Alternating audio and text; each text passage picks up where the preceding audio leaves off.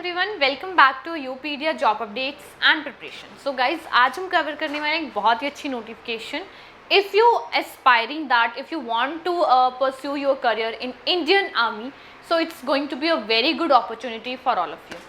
सी एक training programme जो है उसके लिए एप्लीकेशंस इनवाइट किए जा रहे हैं for the main women and for the widows as well, ठीक है, जो स्पेसिफिकली विडोज़ हैं।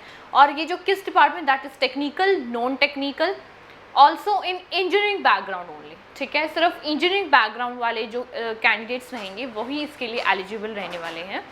ऑल्सो उस इंजीनियरिंग बैकग्राउंड में भी डिफरेंट डिसिप्लिन्स हैं।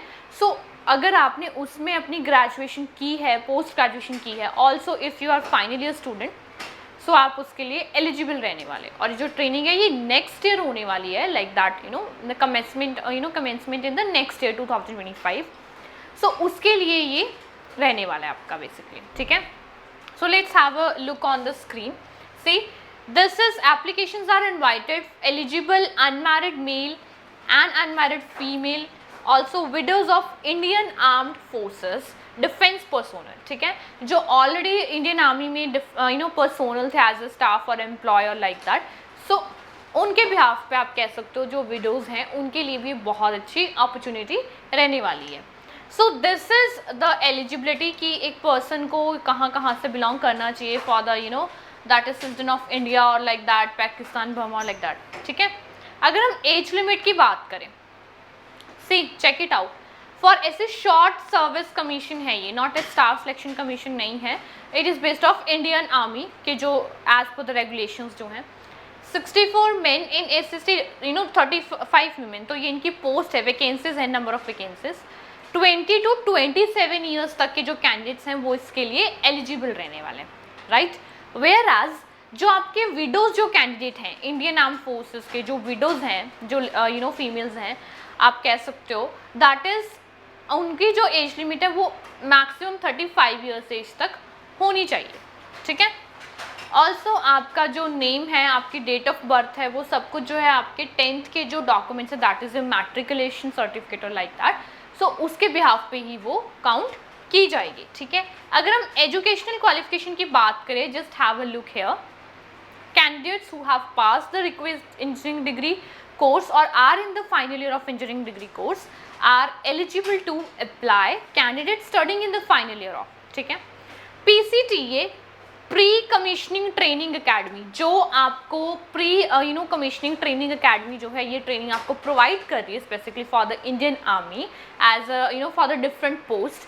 अब अगर आपने टेक्निकल, नॉन टेक्निकल पोस्ट की अगर हम बात करें, अगर आपने इंजीनियरिंग में आपने ग्रेजुएशन कर ली है और अगर आप फाइनल ईयर के सेमेस्टर के, फाइनल सेमेस्टर के या फाइनल ईयर के स्टूडेंट हैं, सो आप इसके लिए एलिजिबल मतलब अप्लाई जो है कर सकते हो बेसिकली, तो आप इसके लिए एलिजिबल रहने वाले हो, right. Final year appearing candidates whose final year semester exam will be scheduled after 1 April or 2000 are not eligible, ठीक है। 2025 की जो अप्रैल है उससे पहले आपकी एलिजिबिलिटी क्राइटेरिया और आपकी एजुकेशनल क्वालिफिकेशन जो है काउंट की जाएंगी, so keep it in mind.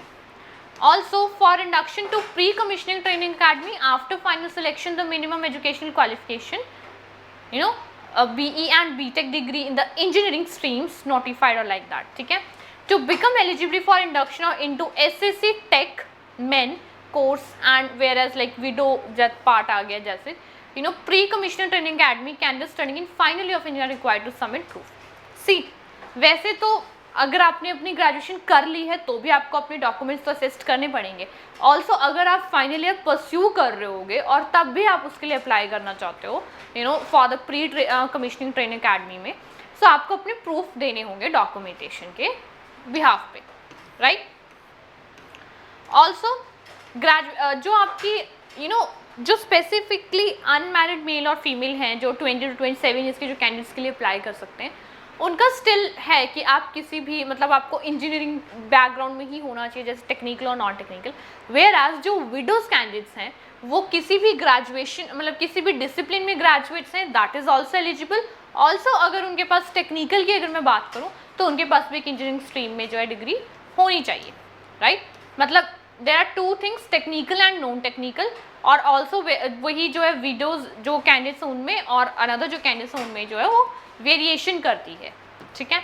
अभी देखिए लिस्ट दी हुई है पूरे टेबल की कि आपको कौन कौन से टेक्निकल डिसिप्लिन में आपके पास डिग्री है तो आप एलिजिबल हो, और कौन से नॉन टेक्निकल में। सो आप you can have a look to the table, और ये आपको डिटेल नोटिफिकेशन यूपीडिया टेलीग्राम चैनल पे मिल जाएगा, तो आप इसको वहाँ से रीड कर सकते हो बेसिकली, ठीक है। See civil engineering, structural engineering, building, civil and rural, civil, building construction technology and architecture. So आप इसके डोमेन रीड कर लीजिएगा। Computer science and engineering, computer technology, MSc computer science, information technology, right. Core engineering stream, I could say that is computing in computing in multimedia software, nano science in technology like that, ठीक है। तो ये आपके field और सब field रहने वाले। Electrical हो सकता है, electrical engineering, electrical and electronics, instrumentation, ठीक है। Also electronics, telecommunications and micro electronics and microwave like that. So इनमें ये आपके सब डोमेन्स रहने वाले हैं। So all the candidates are like, कोई भी कैंडिडेट है तो प्लीज़ जिस भी पोस्ट के मतलब जिस भी आपने मतलब किसी भी डोमेन में आपने अपनी डिग्री की है पास आउट, सो उसके लिए आप ज़रूर एक बार इसको कंसीडर कीजिएगा टेबल को कि एक्चुअल में आप किसके लिए एलिजिबल हो, और लाइक आपने कौन सा इसमें डोमेन किया है, so that you can give your valid documentation और लाइक दैट, ठीक है। सो ये टेबल आप ज़रूर रीड कर लीजिएगा all of you. For widows of defence personnel only, ठीक है। ये एक वैकेंसी है like for the bachelors in technical और like that, graduation in any stream. So आप ये चेक कर लीजिएगा एक बारी, ठीक है। ये आपके कुछ यहाँ पे as per the candidate age you are widow candidate और लाइक दैट, सो उसमें आपके कुछ डिफरेंट डॉक्यूमेंटेशन लगेंगे, वो उनकी लिस्ट यहाँ पे है, आप देख सकते हो, और ये आपने अटैच करने हैं while you will apply for this pre commissioning training academy like that, ठीक है। Type of commission, grant of commission, ठीक है। जैसे ही आपके जो भी सिलेक्टेड कैंडिडेट्स होंगे, सिलेक्टेड, अब सिलेक्शन का मैं अगर बात करूँ तो आपके सिर्फ जो इंजीनियरिंग डिग्री है, आपके मार्क्स हैं, आपके जो फील्ड की नॉलेज है, उस पर ही आपका सिलेक्शन रहने वाला है। और after selection you would be like hiring as a like a lieutenant or like that, so according to that आपका पे स्केल रहने वाला है।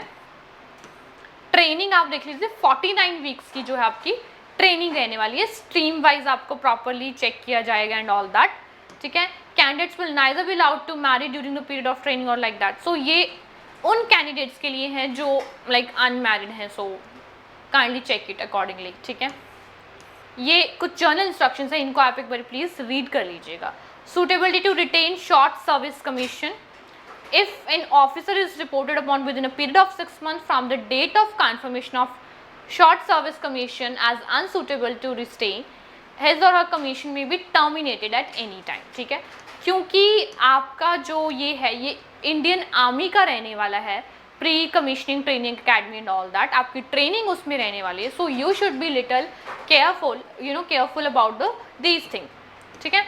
cost of training, the entire cost of training at PCTA is in government expense. In case the lady gentleman candidate is withdrawn from training academy due to reasons other than medical ground or reasons not beyond his control, he will be liable to refund cost of training this, ठीक है। तो ये as per government उसमें रहने वाला है।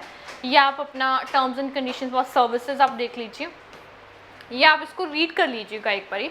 But I would say जब आपकी ट्रेनिंग कंप्लीट होगी मतलब 49 वीक्स की, उसके बाद ही जब आपका सिलेक्शन होगा, then only you will get the employment और लाइक दैट।